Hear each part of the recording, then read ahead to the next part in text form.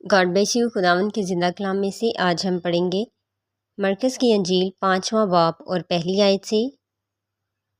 اور وہ جھیل کے پار گراسینیوں کے علاقے میں پہنچے، اور جب وہ کشتی سے اترا تو فی الفور ایک آدمی جس میں ناپاک روح تھی قبروں سے نکل کر اس سے ملا۔ وہ قبروں میں رہا کرتا تھا، اور اب کوئی اسے زنجیروں سے بھی نہ باندھ سکتا تھا، کیونکہ وہ بار بار بیڑیوں اور زنجیروں سے باندھا گیا تھا۔ لیکن اس نے زنجیروں کو توڑا اور بیڑیوں کو ٹکڑے ٹکڑے کیا تھا، اور کوئی اسے قابو میں نہ لا سکتا تھا۔ اور وہ ہمیشہ رات دن قبروں اور پہاڑوں میں چلاتا اور اپنے تئیں پتھروں سے زخمی کرتا تھا۔ وہ یسوع کو دور سے دیکھ کر دوڑا اور اسے سجدہ کیا، اور بڑی آواز سے چلا کر کہا، اے یسوع، خدا تعالیٰ کے فرزند، مجھے تجھ سے کیا کام؟ تجھے خدا کی قسم دیتا ہوں، مجھے عذاب میں نہ ڈال، کیونکہ اس نے اس سے کہا تھا، اے ناپاک روح، اس آدمی میں سے نکل آ۔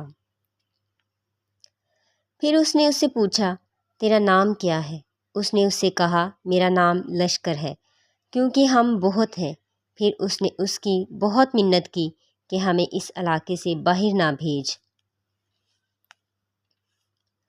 اور وہاں پہاڑ پر سوروں کا ایک بڑا گول چل رہا تھا۔ پس انہوں نے اس کی منت کر کے کہا کہ ہم کو ان سوروں میں بھیج دے تاکہ ہم ان میں داخل ہوں۔ پس اس نے ان کو اجازت دی، اور ناپاک روحیں نکل کر سوروں میں داخل ہو گئیں، اور وہ گول جو کوئی 2000 کا تھا کراڑے پر سے جھپٹ کر جھیل میں جا پڑا اور جھیل میں ڈوب مرا۔ اور ان کے چرانے والوں نے بھاگ کر شہر اور دیہات میں خبر پہنچائی۔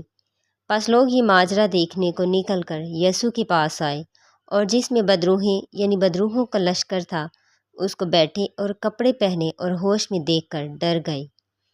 اور دیکھنے والوں نے اس کا حال جس میں بدروہیں تھی اور سوروں کا ماجرا ان سے بیان کیا۔ وہ اس کی منت کرنے لگے کہ ہماری سرحد سے چلا جا۔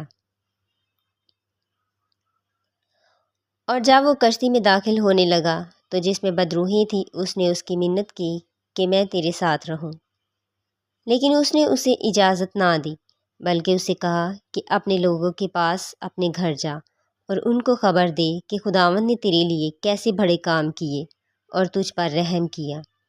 وہ گیا اور دکپولوس میں اس بات کا چرچا کرنے لگا کہ یسوع نے اس کے لیے کیسے بڑے کام کیے، اور سب لوگ تعجب کرتے تھے۔ آمین۔ خداوند کے زندہ کلام کا پڑھا اور سنا جانا باعث برکت ہو۔ آمین۔